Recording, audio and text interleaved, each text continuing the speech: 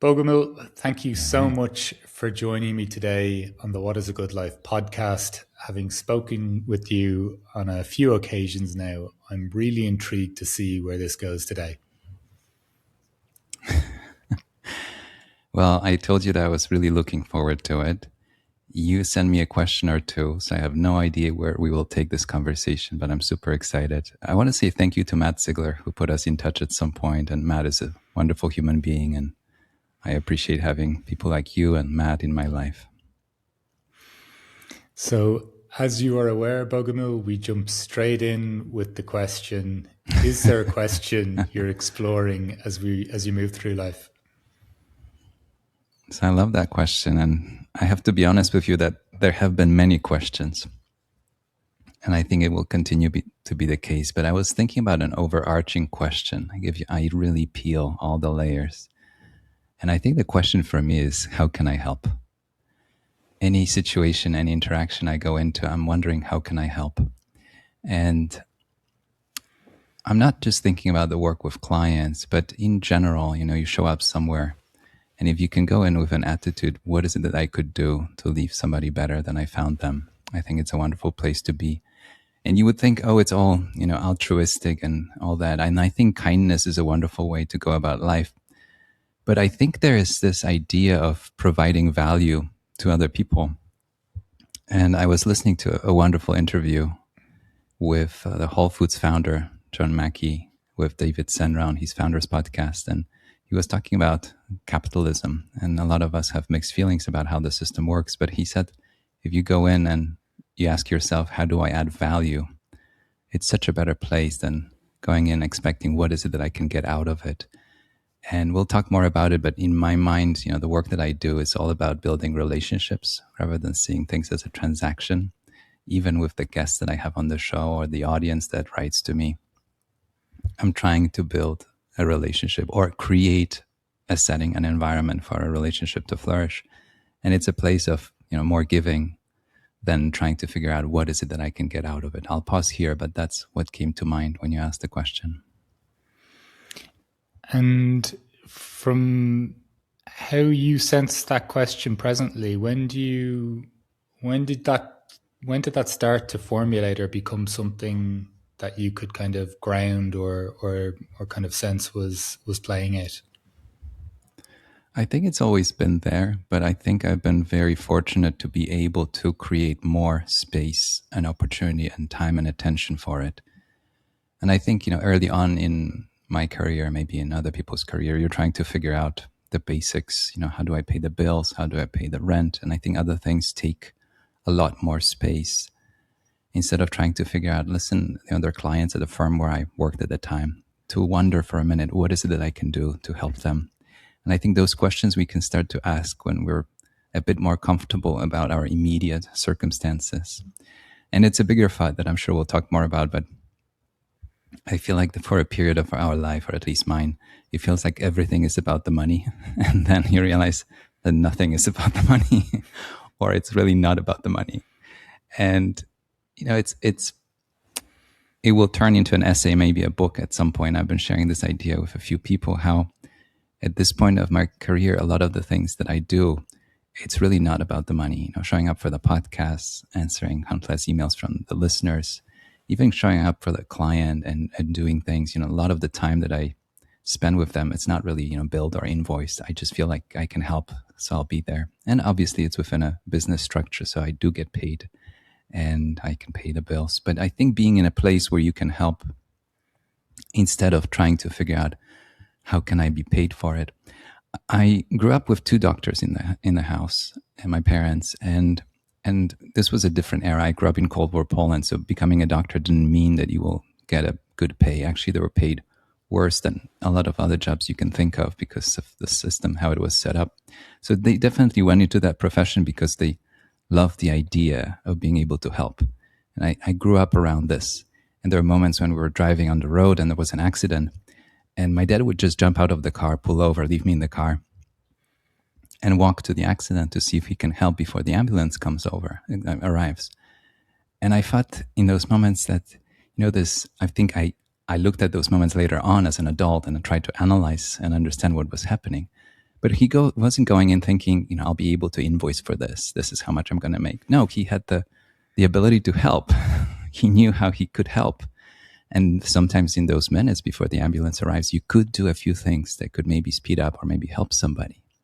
So I saw this time after time again. And my grandma, who was an accountant most of her career, she took over a senior citizen home in Poland, a failing government-owned, underfunded senior citizen home that I have still somewhere stored images of in my head. And she took it over, fixed it up, and got government funding to build a whole new building next to it that housed a lot of people. And people wrote letters to her long after her retirement. But she went out and was doing something that was so much more fulfilling than accounting. She loved numbers, but I think she loved working with people and helping. So I was seeing those experiences, stories, even without people telling me what to do. I was observing and absorbing a certain way of showing up in the world. And I ended up in the investment profession because I find it very appealing as a intellectual puzzle. But I stayed in it because of the people I get to work with. And I can help in such a subtle way sometimes that it doesn't show up on the balance sheet. It doesn't show up on any invoice. But I know and the client knows. Does a specific example come to mind in terms of the subtle ways in which you might help? So many. And investment profession, it may feel as such a technical pursuit. You have to figure out the numbers and the returns and the portfolio structure. But then there's a very emotional side to it. And as you can imagine, holding a family inheritance in a portfolio of stocks, there are times when things don't go the way you thought. The market corrects. There are all the headlines. COVID is a good example of a period where a lot of people felt that kind of anxiety, fear, pressure. And I was taking calls from clients in the middle of it all. And I was very busy buying things. I was very active on the investment side. But I tried to reserve as much time as possible to take calls from clients. And they appreciated that. And they told me they just wanted to hear my voice. And, I have those moments that are stuck in my head where another human just needed me to be present. It's not a reflection on the work that I do. It's not a reflection on the investments that I'm making. They just wanted somebody to hold their hand. I have a related thought to this since you're asking. I was thinking how a decade ago there was this talk of robo-advisors, algorithms taking over the work that I do, many of my friends do, that you put in an algorithm, your age, your retirement age, and it will spit out a portfolio. And here you go. You don't touch it. You just live with it. And from what I can hear, that model has not been as successful as people thought. And actually quite a bit of assets gravitates towards a human being managing those assets. And I think at the end of the day, we need a human being to hold our hand. In the same way when I go to a doctor and sometimes I hear something I don't want to hear, I want them to remember my name. I want them to hold my hand. And I want to feel like I've been seen, right? And I know that they're a good technician. They know what to do, but they also have a heartbeat and a heart, and they see me and they know what I'm going through. I had some dental work, wisdom teeth removed a few years ago, and I was in an office with a dentist, and I never had any surgery done, so it was a whole new experience to go under and be out for a bit. And that dentist knew exactly what I'm going through. And, they're very busy and overbooked, but he sat down with me and he said, I'm going to be here with you for the whole thing. And anything and everything, I'm here. And he said that, and it really stayed with me because, they gave me a bill, I paid and everything. But that sentence, that moment, that hand-holding moment, it's not captured anywhere. But that's the biggest value that he provided to me. That's how he was able to help me in this moment, and he knew. And it takes a lot of empathy, it takes a lot of presence, and I think it's a wonderful gift. Oh man, you were saying so many things there, Bogumil, that they made me deeply, they resonated deeply, and they just felt so significantly human. Really intrigued to hear more about how you were getting that greater sense that somebody just wanted somebody to talk to. They just wanted your presence when for all the things you mentioned there, people could think financial relationships or calls might be one thing. What Hmm. gave you such a strongly felt sense that somebody just wanted you to be there? I think if you allow yourself as an investment advisor, as a professional in my field, you can focus on just the numbers and the technical side and show up only in that way. But there are moments when I had presentations with clients and I went in, very well prepared and very competent, and I could talk about all the holdings. And then I realized that the last 5 minutes, when the conversation got more intimate, more personal, something happened there. And those 5 minutes became 10 and half an hour. And at some point with some clients, I would say that we talk about everything else 90% of the time and 5-10% about the portfolio. I have to know the other things for the portfolio to work, that's for sure. But I realized that I'm needed in so many more ways. So it wasn't an overnight phenomenon. I think it's something that I grew into, and I allowed myself to be more present for, see, appreciate. And unless you point it out, I don't think it's even noticed. When the clients go home, they feel like, well, we talked about the portfolio, but if I ask them, did you notice? And I rarely do that, but how much time do you think we spent talking about the actual holdings, and how much time we spoke about everything else, your family, kids, schools, worries, dreams, fears, and give you a context? I do realize that money is a very intimate topic, and it's almost just a gateway, an excuse to have a much bigger conversation. I work with families that have had wealth over multiple generations or aspire to have their wealth last.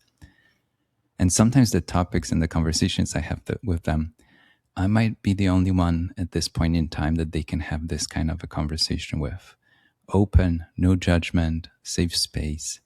If they bring it up with their spouse, it's a very different conversation. There might be some tension, friction, expectation, assumption.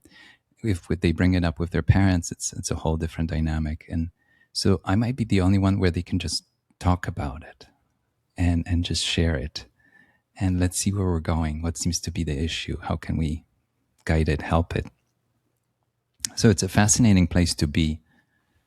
And I think if you allow yourself to explore that part of the investment profession, it's a very human experience. And maybe that's something that will be hard to do as a part of a large institution with, quotas and expectations and bonuses and incentives. That's why I decided to have my own practice where I have complete freedom how I spend my time. If a client needs me for 2 hours to talk about something that has nothing to do with the portfolio, I can find those 2 hours. And I have lunches with clients coming up in the next week or two, and I book a lot of time around those because I never know if this is going to be an hour lunch or this is a 3-hour lunch. And they might not even know. Sort of like this podcast, you start with a question and you don't know where it's going. I ask just a basic question sometimes, how are you? And what follows is so much more than an obvious, I'm fine, all is well, kids are okay. All that follows could be much bigger, and it gives me a better backdrop for what I'm trying to do and how the financial aspect, which is just a portion of their experience, fits into it all. But I found a lot of fulfillment in creating those spaces, and I think that made me a better investor as much as it allowed me to see my clients for who they are, real humans with a heartbeat and all the fears that all of us have and all the aspirations that some of us carry. And they're just human beings that need somebody to be there for them. I love sometimes how you speak about money, but also the relationships around it as well. Mm-hmm. That sense that money is a very intimate topic. I know what you're describing it in terms of maybe there's a freedom to speak with you that they may not have in the same scenarios with other people. But just, can you talk to me a little bit about that sense of money and intimacy? In my mind, there's no money that exists in a vacuum, in a void, without any relationship with anything. There's no such money, even a single penny. And I tell this anecdote that just dawned on me at some point. If you pick up a penny on the street, that penny has an impact on you because you feel like, listen, Mark, I feel lucky today. I found a penny. But you're going to say, well, but Bogumil, that penny changes nothing, financial standing whatsoever. But I'm going to say, no, Mark, I feel really, really lucky. So I'm going to show up for this conversation or for this lunch, for this dinner, whatever it is. A little bit more upbeat, right?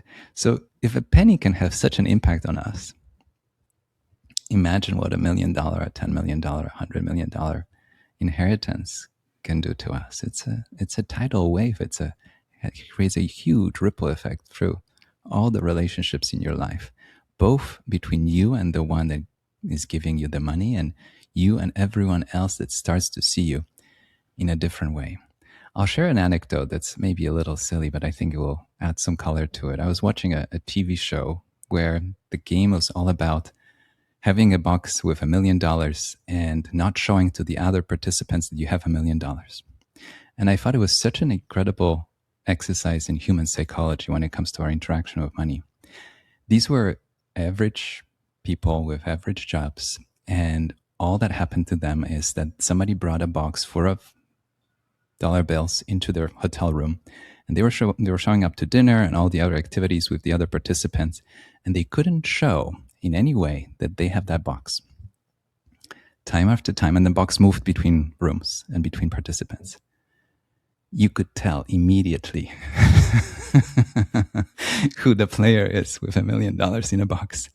I think there's so many lessons here. One, the money has a huge impact, even kind of symbolic because it's just a game and you don't know if you're going to keep that million. But also that I think we have a hard time lying to ourselves and lying to other people. I mean, I know that there are exceptions and there are individuals that got really good about lying, but an average person has a hard time being dishonest with fellow humans. And I think there's this moment where we realize that money has an impact on us. We can't hide it, and it will have some sort of a bearing on all the relationships in our life. It's such a layered topic and such a layered question. On one hand, I'd love to see that the giving part, and I had guests on the show who talked about receiving and giving. Jen Lon was one of them, how we have a hard time both giving and receiving. These are just hard things for us to do if you're really, really honest about it. And turning this into a process, something that's spread out over time, I think can help a lot of people. Instead of thinking of receiving and giving, let's just focus on the monetary aspect as a one-time event. For legal purposes, tax purposes, very often it's a one-time event. Somebody passes away and then inheritance comes. And it's such a dramatic and drastic transition of stewardship, ownership, however you want to call it, and we can unpack it. I had an email from one of my listeners who knows what a bittersweet moment is coming his way with his parents that are a bit older and his inheritance coming. And I kind of wanted to expand his vision here. I told him, maybe the financial gift will come as a one-time event, but your parents have been giving you something and you've been receiving from them much more than the monetary aspect for many years. Education, values, showing you how to live, and all those experiences that they shared with you. So don't think that the monetary moment aspect is just a one-time thing. You've been preparing to receive from your parents in so many different ways. So I'm trying to build it more as a ongoing, larger experience than a one-time shock to the system. Anyways, the more you look at it, the more you see that if a client shows up and calls me and says, could you manage this $1 million? I have a million questions. Tell me about this $1 million. What does it mean to you? How did it come to your life? Was it a one-time thing? Did it come over time? Was it a collection of sacrifices that you placed on yourself so that you saved this money over 20 years?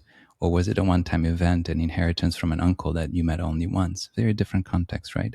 How do you feel about receiving it? Do you feel that you deserve it? Are you happy about it? Do you think it has a positive impact? And I don't have the answers, but I have the questions that I'm curious to ask. So a lot of the conversations give me a better idea of, if I go in and we double this million from 1 to 2, if that 1 million was a problem in some way in their life, me doubling it over the next 5, 10, 15 years is going to double the problem, right? That's why I think it's worth asking those questions. And I see that the education, getting a finance degree and all the accreditations that people can get, they don't really talk much about this human experience. That's the portfolio, these are the stocks, that's the returns.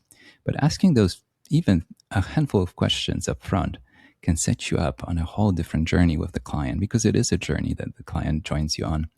And you realize, how can we make it the most positive experience for both sides? How can we make sure that you feel good about the fact that you have this money, what it means? A lot of it is stories. A lot of that is memories of the person that gave you the money. I work with clients who I knew the parents or the grandparents who are no longer with us. And sometimes I might be the only bridge that can bring up a story that I think that's what your dad would say, or I think that's what your grandpa would say, because I spent so much time with them before. But there are moments where the people that you want to ask a question are no longer in the room. And I don't think we pay much attention to this phenomenon. The inheritance arrives and everybody has a million questions, but the only person that can truly answer those questions might not be in the room. It's something worth pondering. The way you speak about money, I think it brings it much into something like a living organism. Mm-hmm. Like it's something alive, it's an energy.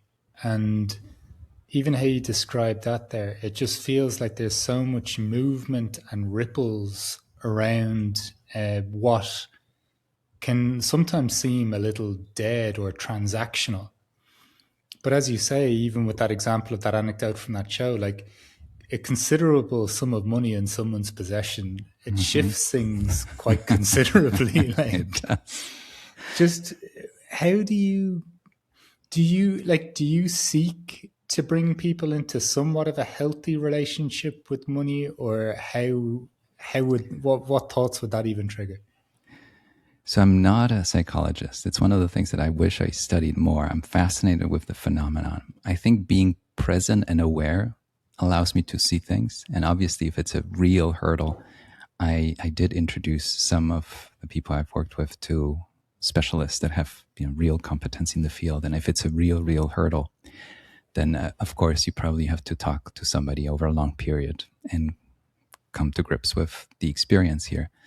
But I think the fact that I have some context, it's almost like going to a doctor and, somebody shows the doctor, this is the knee, it hurts me. And the doctor is, trying to fix the knee and give you painkillers, instead of asking, well, how did this come about? What were you doing last time you remember the knee didn't hurt? And you're going to say, well, I was playing sports. Well, what was going on? I fell or I was kicked. Okay, well, that gives me a little bit more of an understanding how that came about. It also gives me some idea, what can we do in the future so that you avoid it? Maybe have some protection on that knee, maybe be more thoughtful. Who is the player that kicked you? Maybe don't be so close to that player. On and on and on, right? Like once you have a bit more context, instead of just being the technician, a knee in pain, medication, go home happy, right? Like the kind of an algorithm and formula. You ask a couple of questions and realize, I think the problem is not the knee itself. Right now it feels like it is, but the problem is that you're playing sports. I imagine you will not stop. What can we do about avoiding that kind of an accident in the future? So sometimes you don't really have to be a specialist in the whole different field of sports and how the game works, but the context. And I think that's the same with money and investments and this phenomenon that we're talking about. Just asking a handful of questions. And sometimes people will tell you one thing. That's why I said being dishonest with other people is very tricky, because the words may lie, but we can't lie. Like we can say something that we don't believe in and use the most elaborate words to describe it. But I think you and I will know that something is not true. And probably most of the listeners would know, right? I think you can agree that, and I don't want to get political here, but you turn on the TV sometimes and you feel like, I know this is not true. And how do I know that? I'm not a specialist. I'm not a trained CIA truth teller. I'm not. But on a human level, It doesn't feel right. It's like you go to a store, especially in a town you're just visiting, and you're asking, is the fish fresh? Have you ever tried to ask? And they'll tell you, of course it's fresh. But their entire body language tells you that this fish has been sitting here for way too long and should be off the shelf, right? And somebody else walks up and asks the same question, and the person says, take the chicken. And, there are those moments where on a human level we understand, and people might tell you, I'd really like to grow this wealth. I feel like this should be 5 million instead of 1. And I say, okay, I hear you, but tell me more about it. And you realize that they tell you one thing, but on some level, in a couple of turns of phrase that follow, you realize that they actually want to get rid of that million. They don't want to have it. They don't feel that they deserve it. They don't feel that they earned it. And they want to take bigger risks to find a way, with a little bit of the opposite of luck, to part with it. And you feel like you're telling me one thing, I'm not so sure I'm hearing the whole story. And sometimes just mirroring it back and telling them, I think that's what I'm hearing. Is that what you mean? Can really open a lot of different doors and open a whole, different level of conversation, more deep and more intimate. There are a lot of, we say fear and greed. I think the range is much bigger than that, but there are a lot of emotional responses to your own money. There are emotional responses to the money that was given to you. There are emotional responses to the money that you're receiving and giving. There's a lot to it. And asking a handful of questions puts me closer to where we are on the map. How do you really feel about this experience? And how can I help? And me jumping in and saying, we're going to build a portfolio. We're going to double the money in 10 years. I think I'm skipping too many steps before asking a handful more questions. But the more time I spend around money, the more I realize how I want to learn so much more. And maybe my podcast, Talking Billions, and having almost 200 people on the show and asking them the same question, but from different angles, and hearing new things, I think allows me to see so much more and have fewer blind spots, still many blind spots, but fewer blind spots in terms of how we interact with this phenomenon, because it is a phenomenon that we can't ignore. Really intrigued to know what has surprised you most on your path in terms of how we as humans, even more broadly, relate to money. That's a good question. I think I used to trust the words more than the actual nonverbal communication at the beginning the most. I think that was my learning experience. And I'll expand on that, because it's not just clients, but the portfolios to me represent an ownership in a collection of businesses. And those businesses have people running them that are telling me some truth, but also sometimes they make things look better than they really are. And there are two ways to interact with it, just to give you a little bit of a case study here. So let's say I like this company and I'm investigating it and I really like it. And I pull up a transcript from an earnings call and I can read the words that we talked about, right? And the words tell me that this was a good quarter. And what I do, and I don't know if people still do it, but I actually pull up the audio recording, which is available. Companies make it available. And actually want to listen to the voice, how they said it. And we can say even the words, thank you in 10 different ways, right? We can say thank you in a way where I feel like I'm really grateful and I want to thank you. And I can say thank you as in, kind of brush off. I don't really think you deserve to hear thank you, but I'm going to say it, right? So, but the transcript says thank you. And I think those moments where I can actually listen and hear people's voices, I can figure out more. So to me, the surprise is that I would sit down with a client and I would write down what they told me. And I would feel that I wish I asked another question, because I don't think that was everything.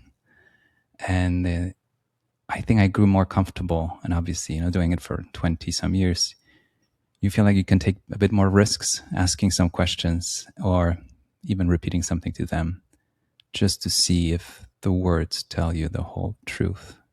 And if they don't, how can we get a bit closer?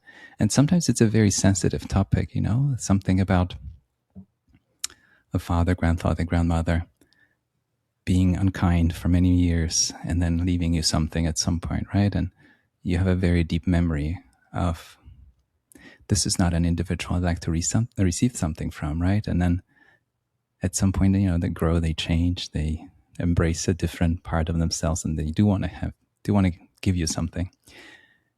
But you're still, thinking of them as somebody that didn't want you to have something, or you felt like you were deprived. So unpacking it a little bit and realizing there's more to it than meets the eye. So I would call it as in taking a bit more risk with asking questions that might feel a bit uncomfortable. And I do it with a lot of understanding and empathy. And I say, I hope it's okay if I ask. And, so if they say, no, it's not something I'm ready to talk about. But it's funny that if you ask a question and they tell you that they don't want to talk about it, they'll tell you a bit more about it in the following monologue, because they feel like, I think he's ready to hear it. And I think he should know it so he can help me better. Because we go back to what we started with. How can I help? I can't help if I know nothing. I can't help. And I can't help if I have the wrong idea of what we're trying to do here, right? So I think on some intuitive gut level, the client understands that at some point they have to be really honest with me and tell me what's going on and how do we feel about what we're interacting with here, even if it's some sort of a backdoor nuanced metaphor that they sneak in later. And I realize, I think that's what you're trying to tell me, and I took a mental note. I know what you mean. I'm really intrigued, Bogumil, the sense you have of the significance of presence and awareness in your role, but not even just your role, just in life in general. Was this something that was kind of close to you throughout life, or was there a concerted effort to cultivate this in some ways, or how would you describe that? I think these were steps and a direction, but I remember being very busy, and I remember going to school, and in grad school, I had little time to just wonder and little time to ponder, and that was getting to me because I remember my childhood, spending in the woods on long walks with my dog. I would do some math problems and go for a walk and just ponder, and ideas would pop in my head. I remember that there was a certain peak of busyness, especially around studies and grad school, where I felt like it's been a while since I had a chance to sit down with a book that has nothing to do with my studies and just be, or to be in a conversation and just forget how long this conversation is and just be. And then the early work also felt very busy. And I think, reframing my work, and obviously over time you have more control over your own time, that opened up more opportunities for me to be more present in conversations. And I realized how that is paying off, both on the investment side, but also on the client side, and just on a human growth side. I joined Toastmasters in New York at some point, and it's a nonprofit where people go and learn to do public speaking, which I think a lot of us would benefit from. I definitely was not a fan of standing on the stage and talking to people as much as I thought I have something to say. It was not something I was comfortable with. Through this experience, I met a lot of people from many walks of life. And when you work in New York in an investment profession, you realize that you spend 99% of your time with people that are doing what you're doing, probably the same way you're doing it. And there's not much room for originality. If you look at the Grand Central Terminal station, and everybody's dressed the same way. Maybe now it has changed because of remote work and everything else, but there was a time where everybody was dressed the same way, wearing the same brands, going to the same office, not much room for an original thought, which I think is a whole topic on its own. But in Toastmasters, there were people from, there were lawyers, there were artists, there were musicians, there was a chef, there were people from all kinds of fields, and we had so much time to actually talk and hear each other, both through the format that we had of presentations and talks, but actually on the sidelines we would actually talk. And it was opening my eyes. So it wasn't a one-time thing, but it was opening my eyes. People have stories, and I'd love to hear those stories. And I'm a person, and I don't know how long I've been that kind of a person, but if I hop in a cab in a town I haven't been to, I start to talk to the driver, and I have no agenda. I'm just curious, like, what's it like to live here? and people tell you stories because they go through their day and nobody sees them. You know, a bus driver, a taxi driver, the barista at the coffee shop, we just don't see them, right? And then, like, if you pause for a second and you ask them how they are, and you wait until they really tell you how they are, you can open up a door. So I think having those moments of experience where I opened the door and I heard something and I saw somebody open up a whole new way of perceiving the world. And the podcast for me, and I shared it with you, how in that 1 hour, even the people that I knew before they ended up on the podcast, I have this one special, very intimate hour with them that's very hard to replicate in the outside world. Because if we have lunch or dinner, the waiter comes and brings the menu, brings the water, tells you about the specials. Then they ask you if you want appetizers, and they come with all the questions.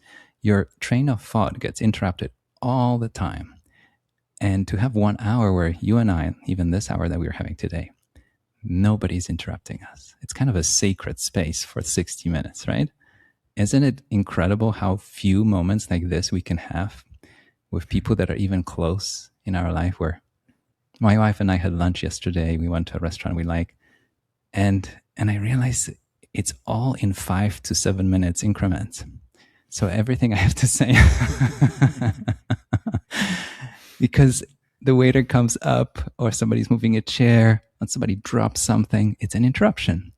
And I have to start all over, and I feel it. I feel like it's almost like you're holding a ball, you try to carry it to the other side of the room, and you drop it every 5 minutes, and you can't carry it all the way. To have the 60 minutes, I think it's an incredible experience. And I think the audience can feel it, that we went places that would be really hard for us to go in those 5 to 7 minute increments in the outside world. And that's a thought that's been with me. A lot of the guests on the show, I had a chance to meet them in person, or I see them in person anyway. And I think we both look back at that 1 hour thinking, wow, that was really special. Like, I see you, I talk to you, but that 1 hour, we talked about things that we haven't talked about one-on-one in person like that. And I don't know, I catch myself appreciating those moments. This is something that I think is profoundly underappreciated, in the context of all these wellness ideas or mindfulness, fads and whatever else, and also just significant practice that people have. I can't believe the opportunity that exists with other people if you were to pay attention. And yeah. Even the themes of giving and receiving that you mentioned earlier, or how can I help? There's something so beautifully reciprocal in someone giving their attention to somebody else, and someone sharing what they share in that moment in a thoughtful manner as well. So I fully agree with you. This podcast itself has just become, for me, it is its own ritual in a way, and it's something that feeds me in a lot of ways. The significance of that for you, when you think of the capacity to wonder, and then just that image you gave us there of Grand Central Station, of people dressed the same way, looking the same way, and then what Toastmasters did in that case in terms of exposing you to more novelty. Did that lead to further transitions, or once that wonder or curiosity was surfacing again, how did you notice that take shape? So it's many different things. It's the opportunity you have with other people to be truly present and aware. But I think it's also the presence with yourself that I grew to appreciate. And I have the memory of walking with my dog in the woods and being myself. And it was before smartphones, before distractions. I've been reading more and exploring this idea that I hear about from different storytellers, how thinkers of the past would have this time to be by themselves. and Carl Jung, and anybody you can think of, composers and writers and philosophers, and they would have those long walks. Some of them had like a real ritual. Einstein, right? You needed that time. And I'm reading a book, Joseph Jabelli's book, who is a neuroscientist, and it's about switching off the brain, like the time that you switch off the brain, right? And he explains how we live in a culture where we're supposed to be busy all the time, and the idle time is something that's frowned upon, and it's a waste of time.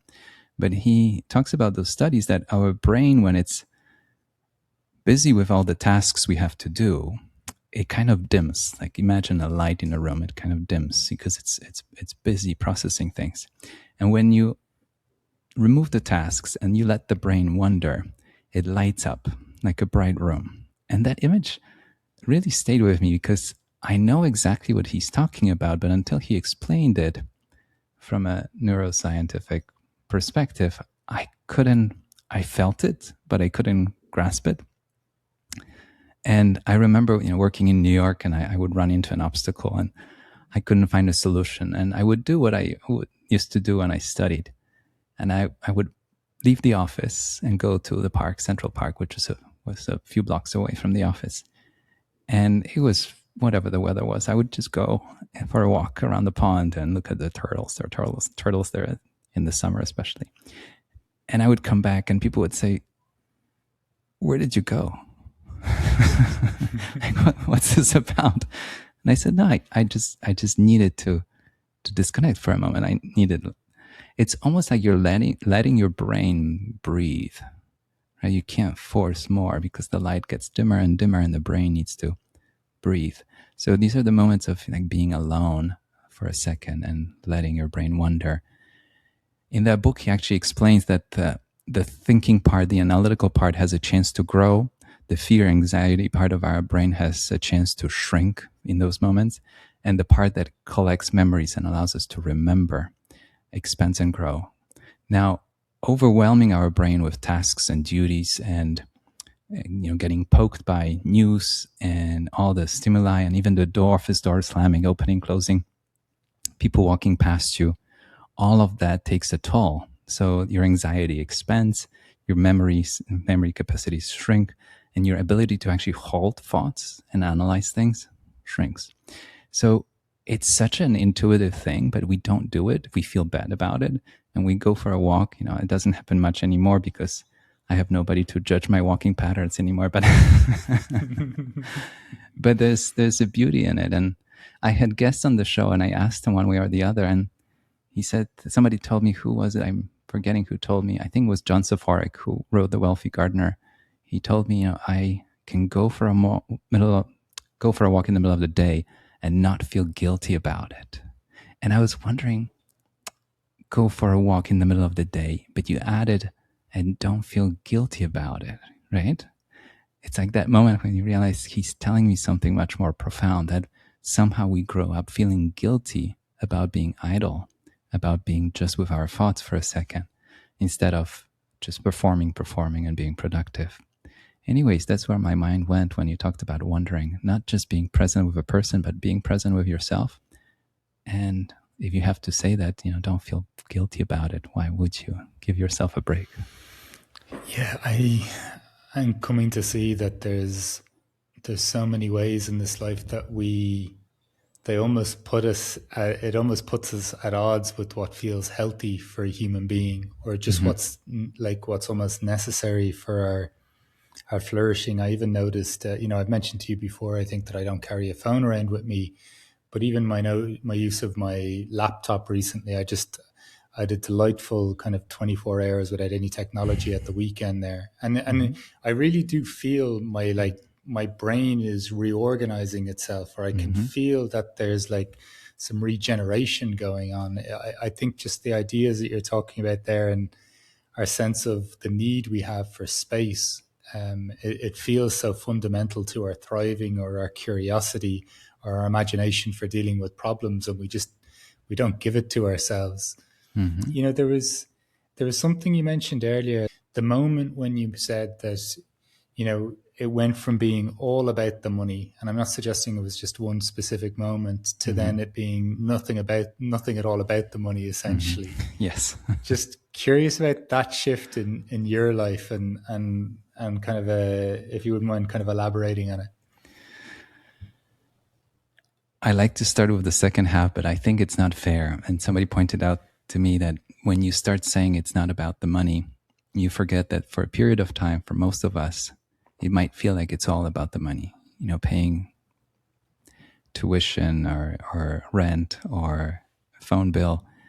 At that moment, really our attention goes to the fact that I'm $5 short and I can't pay the bill, and nothing matters at that point. They'll cut off your phone and whatever it is. So I understand and I respect that.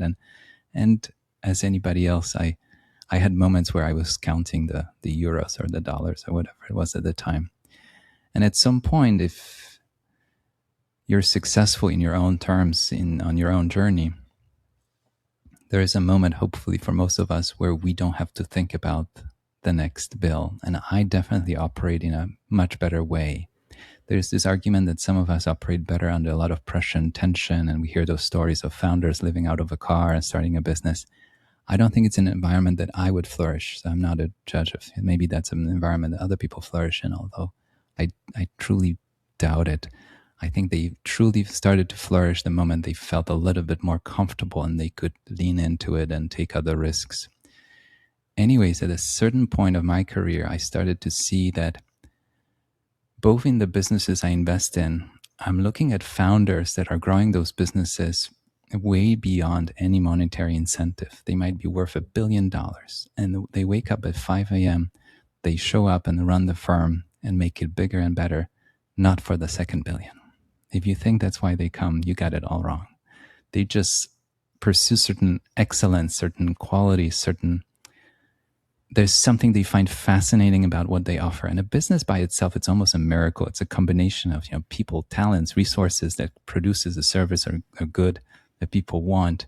And I think they're just fascinated with that phenomenon, and they show up. The founders that I can think of, that's what they do. And at some point, they choose other pursuits. But until then, they're all in, and it's not about the money for them. A family with substantial wealth, if you actually ask them deeper questions, on the surface, you might think that it's all about the $10 million, $100 million, $1 billion family fortune. But it's so much more that they're trying to pass on, give, secure, leave, however you want to describe it, that the money is maybe the only visible part, quantifiable part, but you know that there's so much more that gets passed on from a generation to a generation. And maybe the other aspects of it allow that money to continue, and maybe all of it has to coexist in a happy way for it to continue, both on a human level, people getting along, and the technical side, the advisors that join and all that. But it all has to happily coexist for it to be passed on. And then I'm happy that I can do the work that I do, not thinking day to day about the bills that I have to pay or the invoices that I have to produce or the quotas that I have to meet, that I can really go places with clients and help them, not knowing how I will be paid specifically for that 1, 2, or 100 things that I'm doing for them. And I love that nobody is watching me and telling me, you're spending too much time with this client and too little with that one. It's, if I'm needed, I'm there. If they're okay on their own, they know how to reach me. But it's that feeling that I can not think about the money, which is a funny thing to say, where you would say, well, isn't everything you do all about money? But it's not. It's just not. And it's not for them. It's not for the businesses we invest in and the founders that run them. And it's not for me when I just want to show up and be present. Because if you start to quantify, how much time, how many minutes you spend with each client, and what's the profit per minute or per hour or per client, per relationship, you're ruining something that's much more delicate and subtle that's happening. They trust you with so much more than their money. And to respect that and to know that this is so much more than a number. You You said something earlier, just you mentioned the idea of truth and people's relationship to it. And just curious from your own perspective, like was that shaped in any way from through your own experiences with ideas of truth, or how would you describe that relationship? I think I was a very gullible, sweet, happy-go-lucky kid. That's how I remember myself. And I honestly thought that there is no evil in the world. And I'd like to hold on to a version of that belief still. And I remember, I was a first grandchild in that part of the family, and I was getting a lot of love and attention. I would come back with stories from the kindergarten. But I do remember those early experiences when an adult, for no reason, would be unkind or unpleasant to me. And a teacher that I thought I admire would like brush off or say something unpleasant. And as a 5-year-old, you don't have the power to understand that it has nothing to do with you. It probably has something to do with a spouse that told them something this morning, or a bus they missed this morning, or they couldn't find a parking spot. It has nothing to do with you. But you're a 5-year-old that goes in with this gullible, kind, open heart, and I remember those moments, and I have even images of a certain teacher saying something to me. So I was responding to it, thinking, I'm this very open and trusting individual, and I have to figure out a way to navigate in a much more complicated world where I can get smacked. And I think I was just opening my eyes and realizing that you have to pay attention, and some people will be very kind and honest and trustworthy, and some people will be the opposite, and it's a range. So I think finding a way to navigate it was very hard for me. And I'll share a story that I haven't shared with many people, but I think maybe it will give you an idea of what a kid I remember myself being. I remember my grandma taking me to a church in Poland. That's where I grew up. And we walked in, and to this day, I remember that church. It was a medieval, kind of dark, beautiful Gothic church. And we walked in, and Jesus Christ was on the cross, human size, beautifully painted, very realistic, and with the blood and the nails and the pain on his face. And I remember being so hit by this visual. And I told my grandma, like, who would put a human being on the, I didn't know the words that it was a cross, but up there, and put them through so much pain. And as a kid, I was processing real quick that it's not a real human being, but I think it didn't click to me in the moment. It's not a real human being. Like you're taking things in a very literal way at that age. But I remember, and to this point, when I remember that moment, I was just so shocked that somebody can be so cruel to another human being.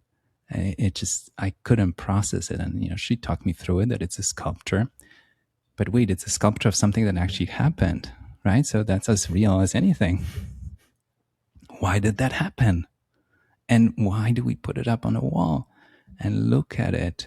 I don't know. It's just like so much for a kid to process. So that's the kind of kid I remember myself being, as I went in trying to see the world in a very literal, honest, open way. And there are moments where the world overwhelmed me, and it still does. And there are moments still as an adult, I'm 45, where I'm still overwhelmed by the real world out there. And there are some things that, I still can't process how they're happening. And I think that's that moment of, trust and honesty. And when a client sits down with you and you are in charge of their family inheritance, which to them means the livelihood, even on a financial level alone, of their own, of their kids, of their grandkids, schools they can go to, the life they can have, the careers they could choose because of the comfort and peace that capital provides. You're taking on a huge responsibility, and you have such an open channel to their life. And it is a two-way street. That's why I take a lot of time onboarding new clients, because I know it's a two-way street. And it takes a lot of trust that you build over time, and they just know it. They feel that you will do the right thing, even if they don't know what the right thing is, and even if nobody's watching. It's such an intimate profound experience if you see this as a duty, a service to another human being, not just an investment advice that fits in a bracket and it's labeled and it's built for. But it's a human experience. You just took on a huge responsibility for somebody's livelihood and maybe for many, many souls that are behind it and could benefit from it. Anyways, maybe I shared too much, but that's what your question prompted. No, this is beautiful, and I love how it even kind of ties back to the original question of almost like how do I help or how do I add value, and the responsibility that comes with that, but also the ways in which that you described throughout this conversation around the significance of presence and hand holding and being with another human being, and even the ideas of presence and awareness of ways of understanding truth or looking beyond just the words or the literal interpretation of what someone may have said. I think there's something really beautiful in that. Bogumil, I'm really curious to ask you the question of what is a good life for you? I used to think it's a destination. I think we are all made to believe that it's a destination. It's a postcard, right? That we get to live in and finally we're there. I actually wrote a piece where I focus on the investment side, how we describe the pursuit on the money side, finance side, as climbing a mountain. And that metaphor really struck me as just incorrect for what we're trying to do. If you take Mount Everest and Hillary climbing the mountain with Tenzing back in the day, at first it's easy, then it's harder, and once you get to the top, you can't stay at the top because you can't breathe, and it's too cold and physically too hard. So that's why I thought, why do we use all the language to explain that we're climbing to a destination when the actual mountain climbing is not a destination where you want to linger? Like maybe we're using the wrong metaphor. And it struck me like every time I talk to people, they talk about, the peak and the goal, and the words are about summit and about like reaching a certain point. And that's not how it really is, if you're honest about it. And I thought, people have the visual of rolling a snowball down the hill and like compounding good things in life. Money is visible, visual, so you can see the number. But there are many things that you compound in life. Relationships. You've talked to almost 200 people on your show, and I know off the record probably with a few hundred more. You're compounding something. You're compounding goodwill. You're compounding knowledge. You compound your understanding. You're growing as a human being. You probably can't put a number on it, which I think is better. But you're rolling a snowball. And maybe at first it was hard, like for me to invite the handful of guests at the beginning of the podcast to explain the format, what I'm trying to do. It felt like it was, actually I tried to do it 10 years earlier and it did not happen because it took so long to explain what I'm trying to do. And people told me, how about you answer the questions because you know my book better? And I said, it's not about that. I want people to hear in your own voice what you wanted to tell them with the book. And that clicked with people 3 years ago when I started the podcast. It wasn't clicking. People were not ready for what I was trying to do. Anyways, the first 5 maybe were hard, but now I feel like there's so much more ease and flow, like a snowball rolling with the additional guests coming on. They know what I'm about. They know my style. They know that I want to go deeper. I see money as just an excuse to a much more interesting conversation. And the snowball effect is beautiful. So I see this more as a journey now in life, in all the aspects, both, my business, the podcast, the interactions I get to have, the things I get to learn on all fronts. So a good life for me, it's just a fun journey that I can be on. And I feel very grateful that I get to do it. I get to show up every day and walk away with something that makes me more aware, makes me richer in some way. And it's a joy of pursuit. I'll mention a whole other thought that maybe we'll explore in the future, but you can see the world as finite games and infinite games. And you and I might have talked about it, or you might have seen me write about it. But James Cars way back wrote a book and introduced us to this idea that we grow up thinking that the world is all about finite games. Chess is a finite game, soccer is a finite game. There are very strict rules. Sometimes there's time limit. The score is kept. there's a winner or a loser most of the time. And we go into the adult life and we think that everything is a finite game. And we talk about the stock market as a zero-sum game. If I get rich, then you get poor. It doesn't work that way. It's a growing pie. The economies grow. People provide more service, more goods. It's a better and hopefully more peaceful place to be in, to live in. But anyways, he talks about infinite games. And to me, the part that really spoke to me, and I think it's a good example, is when you think of a friendship, I certainly hope you don't look at it as a finite game where I win, you lose. You want to play as long as possible. That's the kind of game I want to be a part of. So a friendship, you're thinking, how can I make sure that this friendship flourishes, right? We're going back to giving. How much more can I give? Time, attention, whatever you need for this friendship to continue. And I hope people think of marriage the same way. I think we might have gotten lost a little bit about, relating with other humans, but you want the marriage to continue. So what is it that you can do today so that this marriage continues? And a business relationship and a client relationship, it's not a transaction. How much can I get out of it now? No, it's more about how much can I give to make sure that I can continue to give and be a part of my client's journey for decades to come. The minute you start to see the world as an infinite game, not a destination, but an infinite game, a journey, so much more opens up to you. And I think it's a much more fulfilling way to interact with other humans and everything around us, instead of thinking, what am I going to get out of it? And instead of thinking, what can I give? How can I help? Bogumil, I think that's really beautiful. And there's something I think of what's even more kind of satisfying in listening to you say it, is just a kind of the spaciousness or the presence that I sense it has come from your own lived experience, and so many of the aspects of your life that you're pointing to really give that sense that that's also what you're bringing to your own life. So Bogumil, I've really enjoyed this. I haven't talked about money so much in many of these conversations, but the way you describe it just makes me so much more curious about our relationships with it, and of course the significance of it in the context of a good life. So thank you so much for joining us on the What is a Good Life podcast today. Thank you so much. Wonderful questions. I really appreciate it.